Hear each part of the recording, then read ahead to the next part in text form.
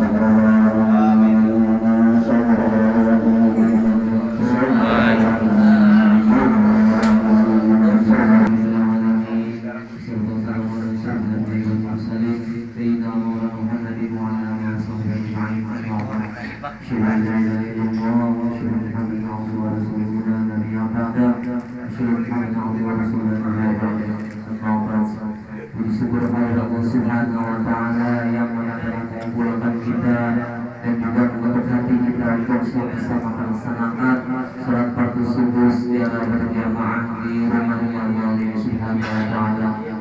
Salam dan salam tak lupa kita turunkan ke hari junjungan kita Nabi besar Muhammad sallallahu alaihi wasallam yang mana telah selalu beserta sahabat dan para tabi'in yang kiamat. Dan yang saya hormati, yang saya muliakan pengurus langgar Al-Ikhlas ini di Desa Robok. Yang saya hormati Ustaz Muhammad Hamidi Mukhtar yang tidak lupa tidak hati-hatinya memberikan ilmu kepada kita semuanya setiap hari. Masya Allah, kita doakan beliau semoga sehat selalu. Diselamatkan badan beliau, cakal daripada kita, tujuan kita tidak lain hanya sunnahnya Nabi, menjaga sunnahnya Nabi, yakni yang hampir punah, yakni sholat fardu subuh secara berjamaah, masya Allah. Padahal 2 rakaat, masya Allah. Apa yang dilakukan 4 rakaat? Bagaimana teman-teman? Assalamualaikum warahmatullahi taala wabarakatuh. Waalaikumsalam warahmatullahi wabarakatuh. Bismillahirrahmanirrahim. Alhamdulillahirabbil alamin. Wassalatu wassalamu ala asyrafil anbiya'i wal mursalin wa ala alihi wa sahbihi ajma'in. Rabbi shrah li sadri wa yassir li amri wahlul 'uqdatam min lisani yafqahu qawli. Raditu billahi rabban wa bil islami dinan wa bi Muhammadin nabiyyan wa rasulan. Nawaitu ta'allum wa ta'lim wa tadhakkur wa tadhkir wa nafa' wa intifah wal ifada wal istifad wal hatta ala tamassuki bi kitabillahi wa sunnati rasulih wa du'a ila huda wa dalalata ala khair ibtigha'a wajhillahi wa qurbihi wa maradatihi wa thawabihi amma ba'du. Yang ulun hormati Ketua Langgar Al-Ikhlas dan juga yang ulun hormati sesepuh di desa Rodok ini, dan juga tidak lupa pula kepada semua pendekar dan tentara Allah Subhanahu wa taala yang setiap hari terbangun dan dibangunkan oleh Allah Subhanahu wa taala untuk melaksanakan salat yang diwajibkan kepada kita semua. Dengan itu semoga dengan amal ibadah kita dari langgar ke langgar, dari RT ke RT, bisa memberikan daripada bentuk kecintaan kita kepada Nabi Muhammad sallallahu alaihi wasallam, sehingga kita semua nanti di hari kiamat dikumpulkan bersama orang yang kita cintai, bersama orang yang sangat mencintai kita, yaitu Nabi Muhammad sallallahu alaihi wasallam. Amin ya rabbal alamin. Pertama-tama mari kita panjatkan puji syukur kita kehadirat Allah Subhanahu wa taala. Allah yang maha mulia, Allah yang maha agung, Allah yang maha menciptakan langit dan bumi, Allah yang rahmatnya, kasih sayangnya lebih luas daripada murkanya Allah Subhanahu wa taala. Bukti daripada Allah lebih luas rahmatnya ketimbang murkanya, saat kita melakukan daripada perbuatan amal baik, Allah mencatat pahala bagi kita daripada perbuatan baik 1 kali saja 10 kebaikan. Bila mana orang tersebut bermaksiat kepada Allah, Allah cuma mencatat 1 dosa. Ini memberitahu kepada kita bahwasanya Allah Subhanahu wa taala rahmatnya lebih luas daripada murkanya Allah Subhanahu wa taala. Sebagaimana diterangkan oleh para ulama bahwasanya Allah memberikan daripada rahmatnya kepada seluruh manusia yang ada di muka bumi ini di masa sebelum di akhirat ini hanya 1 daripada rahmat Allah. Bayangkan, kita bisa merasakan daripada jutaan nikmat, ini hanya 1 daripada rahmat Allah yang diberikan. Nanti 99 rahmatnya Allah Subhanahu wa taala diberikan di hari kiamat. Dan insya Allah dengan melakukan yang diperintahkan oleh Allah Subhanahu wa taala, kita semua nanti mendapatkan daripada rahmat yang 99 Allah Subhanahu wa taala diberikan kepada umat baginda Nabi Muhammad sallallahu alaihi wasallam. Kedua kalinya salawat beserta salam semoga tetap tercurah limpahkan kepada junjungan kita semua Nabi Muhammad sallallahu alaihi wasallam. Berkah dakwah Nabi Muhammad, berkah perjuangan Nabi Muhammad, berkah Nabi Muhammad sallallahu alaihi wasallam, kita ada di dalam agama yang dibenarkan oleh Allah, ada di dalam agama yang diridhai oleh Allah Subhanahu wa taala, yaitu agama Islam. Semoga anggota badan kita semuanya mencerminkan daripada agama Islam, mencerminkan daripada hati yang bersih, mencerminkan daripada tangan, kaki, mata, kuping, telinga, mencerminkan daripada ajaran agama Islam. Amin ya rabbal alamin. Mari kita lanjutkan pengajian kita, pembacaan kitab An-Nasaihud Diniyah dikarang oleh Al-Habib Abdullah bin Alawi Al-Haddad. Semoga dengan membaca kitab-kitab beliau, kita nantinya dikumpulkan dan mendapatkan syafaat dari Al-Habib Abdullah bin Alawi Al-Haddad. Amin ya rabbal alamin. Masih di dalam kitab yang sama, menceritakan dan menerangkan kepada kita semuanya pentingnya menyebarluaskan agamanya Allah Subhanahu wa taala dan melarang orang daripada melakukan bermaksiat kepada Allah Subhanahu wa taala. Diceritakan oleh Al-Habib Abdullah bin Alawi Al-Haddad bahwasanya dahulu wa fi qissati ahli al-qaryah allati kanat hadirat al-bahr, ada sebuah cerita di mana cerita ini zamannya Nabi Musa terdahulu, orang yang ada di tepi pantai. Allah Subhanahu wa taala mengharamkan untuk mengambil ikan di hari Sabtu, untuk mengambil ikan di hari Sabtu, sehingga orang yang ada di tepi pantai saat itu menjadi 3 kelompok. Tafarraqu thalatha firaqin, mereka berpecah belah menjadi 3 kelompok. Satu kelompok firqatun istadu wastahallu ma harramallahu alaihim. Satu kelompok adalah nelayan yang tetap melanggar daripada larangan Allah Subhanahu wa taala, menghalalkan apa yang diharamkan oleh Allah Subhanahu wa taala. Itu adalah satu kelompok. Kelompok yang kedua, firqatun amsaku wa nahawhum wa lam yufariquhum.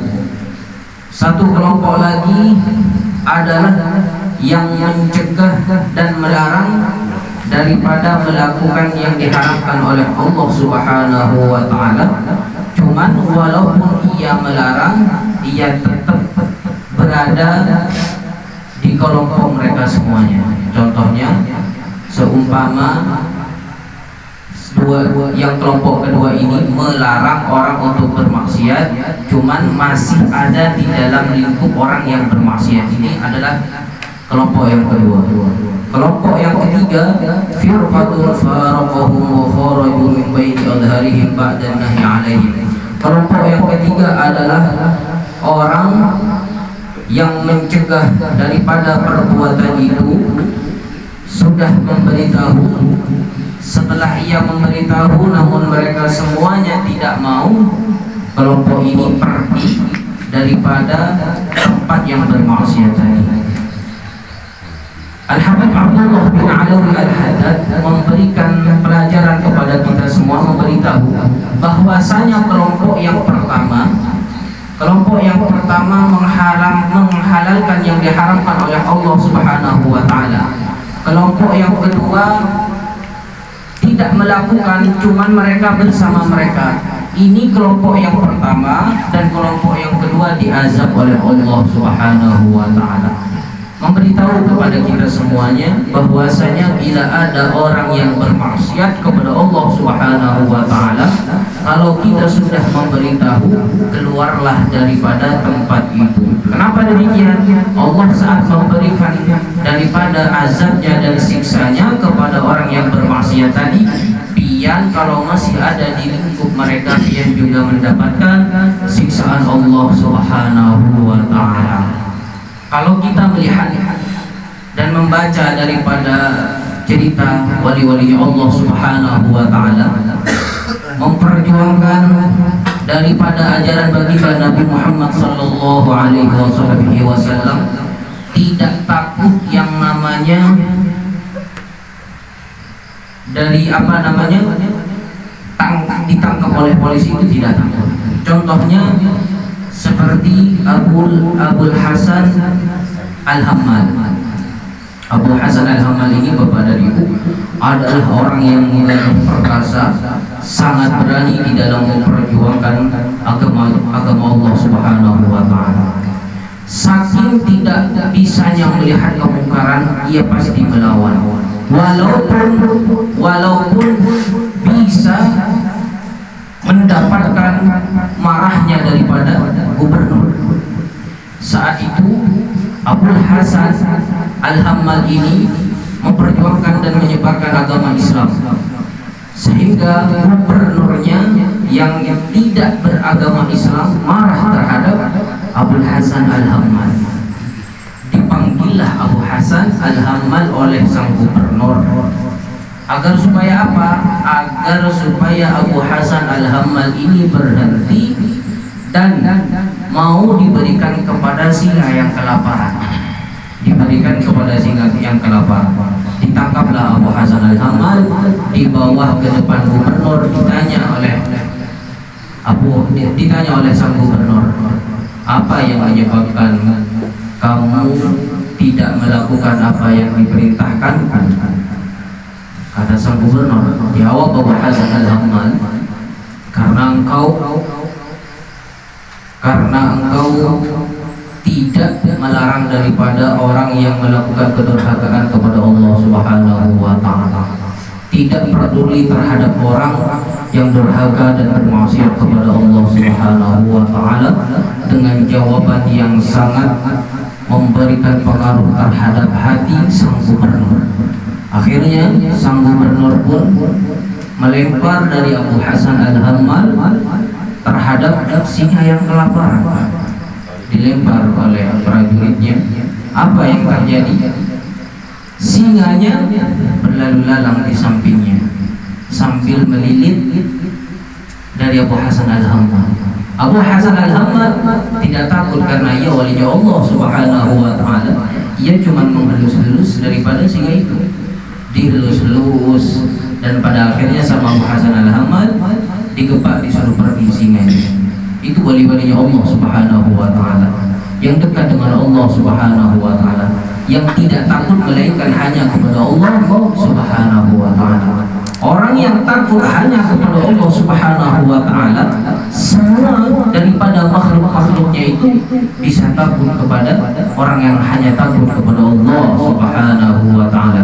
Akhirnya setelah peristiwa itu, sang gubernur dan orang yang melihat peristiwa itu berkata kepada Abu Hasan Al-Hammal, apa yang engkau minta?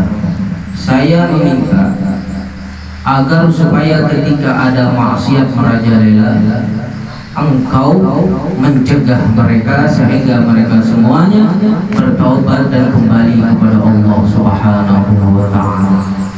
Dan ada juga, kalau kita melihat daripada perjuangan dakwah daripada Habib Salim As-Sadili itu, kalau Habib Salim As-Sadili pernah ditangkap oleh polisi, pernah ditangkap karena di Tarim itu bapak dan ibu ada zaman dimana saat itu, kalau bahasa Indonesianya PKI, Partai Komunis.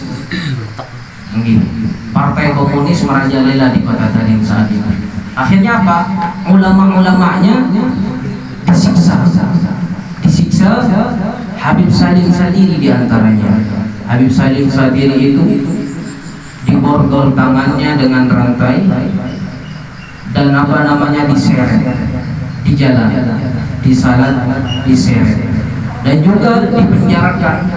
Setiap malam Habib Salim As-Sadili ini disiksa di dalam penjara. Dan juga kalau kita melihat daripada perjuangan dakwah Habib Umar ini bapak dan ibu, Masya Allah perjuangan dakwah ayahanda dan Habib Umar. Habib Umar ketika umur 7 tahun, Habib Umar ketika umur 7 tahun, ayahandanya di situ mau sholat Jumat bersama Habib Umar. Akhirnya Habib Umar dan sang ayahanda mau melaksanakan sebelum sholat Jumat.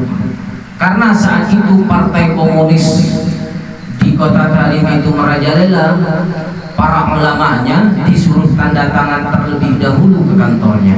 Habib Umar ditaruh di masjid dan ayahanda Habib Umar pergi ke kantor, disuruh tunggu sama ayahandanya, tunggu nanti sini saya mau bertanda tangan dahulu ke kantor. Akhirnya setelah ditunggu oleh Habib Umar, ayahandanya ini tidak datang. Kemana ayahanda? Sudah 1 jam, 2 jam ditunggu masih aja tidak datang. Mencari Habib Umar, ada mungkin yang sekecilnya seperti anaknya Pia. Ayahandanya Habib Umar itu bapak dan ibu sampai sekarang tidak ditemukan. Sampai sekarang tidak ditemukan. Tidak ditemukan di mana jasadnya dan juga tidak ditemukan di mana daripada kuburannya. Diculik oleh para Partai Komunis. Bayangkan anak sekecil umur 7 tahun yang tadinya mau sholat Jumat bersama ayahandanya pas mau tanda tangan diculik dan tidak tahu dibunuh atau tidak. Tapi kalau wali Allah Subhanahu wa taala pasti tahu kalau seperti Habib Umar di mana ayahandanya, cuman mereka tidak mau kasih tahu kepada masyarakat setempat. Akhirnya sang Habib Umar tidak berputus asa untuk memperjuangkan agamanya Allah Subhanahu wa taala. Sampai sekarang Habib Umar bisa terkenal sampai di penjuru dunia. Semua negara hampir semuanya mengenal Habib Umar. Kenapa? Karena ia sangat berpegang teguh di dalam memperjuangkan agamanya Allah Subhanahu wa taala, tidak pernah takut daripada ancaman, tidak pernah takut daripada ancaman orang-orang yang mau membunuh ataupun meracuni Habib Umar. Dan juga kalau orang wali-walinya Allah Subhanahu wa taala itu bapak dan ibu tidak mengenal dunia, walaupun ia mempunyai dunia, tidak kenal yang namanya dunia. Habib Umar itu pernah sewaktu-waktu supirnya Habib Umar di luar Darul Mustafa itu ditodong, supirnya Habib Umar ditodong, akhirnya mobilnya pun diambil sama pencuri.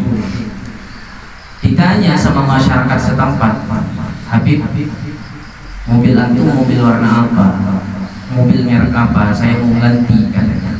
Gak tahu mobil saya warna apa, kata Habib Umar. Gak tahu merek mobil saya merek seperti apa. Yang setiap hari ia tunggangi, ia tidak memperhatikan daripada mobilnya. Ia tidak sampai tidak tahu daripada warna mobilnya. Saking dunia itu tidak ditaruh di hatinya. Beda kalau kita sekarang, dari sepeda motor lecet pun sedikit pasti dipoles, pasti dibersihkan karena saking kotornya hati kita. Kan daripada itu bapak teman-teman semuanya, perhatikan hati kita, perhatikan yang ada di pikiran kita. Kalau yang ada di pikiran kita hanya kepada Allah Subhanahu wa taala, dunia yang kita punya jangan membuat kita jauh daripada Allah Subhanahu wa taala. Jangan membuat anak-anak istri kita itu membuat diri kita jauh daripada Allah Subhanahu wa taala. Buatlah mereka semua, buatlah harta yang kita dapatkan harta yang menyebabkan diri kita dekat dengan Allah Subhanahu wa taala. Caranya agar supaya harta kita dan anak kita itu mendekatkan diri kita kepada Allah Subhanahu wa taala, yang digunakan untuk hanya beribadah dan menolong sesama umat baginda Nabi Muhammad sallallahu alaihi wasallam, untuk mendekatkan diri kita semuanya kepada Allah Subhanahu wa taala. Yang lebih penting lagi, saat kita menyebarluaskan agamanya Allah Subhanahu wa taala, kita harus mempunyai sifat tawadhu, harus mempunyai sifat rendah hati. Jangan sampai walaupun kita setiap hari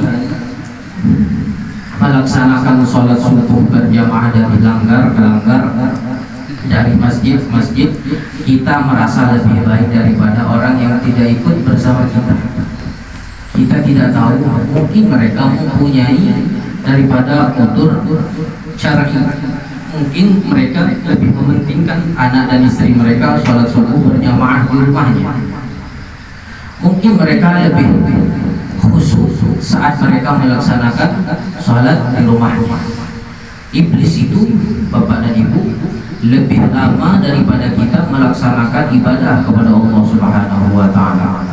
Karena iblis bangga terhadap ibadahnya kepada Allah, mempunyai sifat ujub dengan ibadahnya kepada Allah Subhanahu wa Ta'ala. Allah melaknat iblis tersebut sehingga iblis itu kekal di dalam api neraka. Jangan sampai kita walaupun setiap hari pergi dari langgar ke langgar merasa diri kita itu lebih baik daripada orang yang tidak ikut DP kesubuhan ini. Kita harus, aku kata guru, harus berprasangka baik-baik. Karena yang seperti ulun sampaikan dari kemarin-kemarin, Allah Subhanahu wa Ta'ala itu menyimpan daripada orang yang Allah cintai di setiap umat baginda Nabi Muhammad Sallallahu Alaihi Wasallam. Ada wali Allah bapak dan ibu di tarikh itu Sultanul Malak. Saat itu mendapatkan julukan Sultanul Malak. Sultanul Malak ini bukan orang yang apa namanya seperti kita ini. Ia 3 tahun tidur di samping sampah. 3 tahun Sultanul Malak ini dari julukan dari marga Al-Idrus. Ia 3 tahun tidur di samping sampah, yang mempunyai sifat tawadhu di dalam menjalankan ajaran baginda Nabi Muhammad Sallallahu Alaihi Wasallam, sehingga dengan sifat tawadhu beliau diangkat menjadi wali besarnya Allah Subhanahu wa Ta'ala. Dan juga ada salah satu ulama di tarikh yang mempunyai sifat tawadhu, yang setiap datang daripada tetamunya itu ia membagikan daripada secangkir kopi, secangkir teh. Dengan sifat tawadhu yang seperti itu, Allah juga mengangkat orang tersebut menjadi walinya Allah Subhanahu wa Ta'ala, menjadi orang yang dekat dengan Allah Subhanahu wa Ta'ala. Karena di setiap amal baik itu menyimpan kecintaan Allah Subhanahu wa Ta'ala. Mungkin orang yang memberi daripada ayat ini berprasangka baik, mereka adalah orang walinya Allah. Amin, amin, amin, amin, ya Allah. Mungkin daripada orang yang menjadi apa namanya kameramen, ataupun sekarang yang pegang HP di samping kita, mereka semuanya adalah walinya Allah. Amin, amin, amin. Kita tidak tahu di antara kita teman kita ini mana yang dicintai oleh Allah Subhanahu wa Ta'ala. Di grup kita itu ada berapa kayaknya? 100. Nah, 104. Nah, hampir kayaknya semuanya wali Allah. Amin, ya Allah. Semuanya adalah kayaknya dicintai oleh Allah Subhanahu wa Ta'ala. Kenapa? Karena mereka semuanya hampir setiap hari melaksanakan apa yang diperintahkan oleh Allah, menjauhi daripada larangan Allah Subhanahu wa Ta'ala. Mungkin cukup itu saja pagi hari ini pelajaran kita dengan apa namanya membaca biografi dan membaca sirah-sirah daripada wali-wali Allah Subhanahu wa Ta'ala, orang yang tidak pernah gentar di dalam menjalankan syariat baginda Nabi Muhammad Sallallahu Alaihi Wasallam. Semoga semua barakah yang diturunkan kepada mereka semua mengalir kepada kita semua yang ada di sini, sehingga kita semuanya diangkat menjadi orang yang dicintai oleh Allah Subhanahu wa Ta'ala. Assalamualaikum warahmatullahi wabarakatuh. Waalaikumsalam warahmatullahi wabarakatuh. Amin ya rabbal alamin. Rabbana atina fid dunya hasanah wa fil akhirati hasanah wa qina adzabannar. Subhana rabbika rabbil izzati amma yasifun wa salamun alal mursalin walhamdulillahi rabbil alamin. Insyaallah.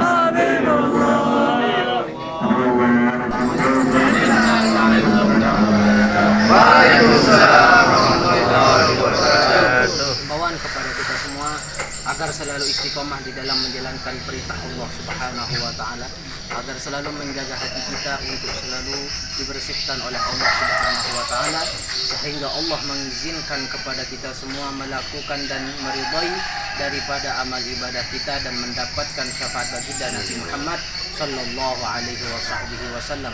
Semoga amal ibadah kita di pagi hari ini dan sebelum-sebelumnya diterima oleh Allah Subhanahu wa taala sehingga mengantarkan kita semuanya ke dalam surganya Allah Subhanahu wa taala bersama Nabi Muhammad sallallahu alaihi wasallam. Amin ya rabbal alamin.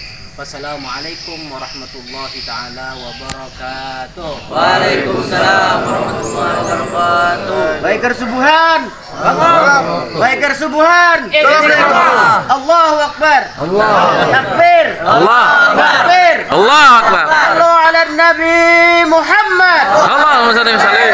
Lima waktu. Salam lima waktu. Salam satu kiblat.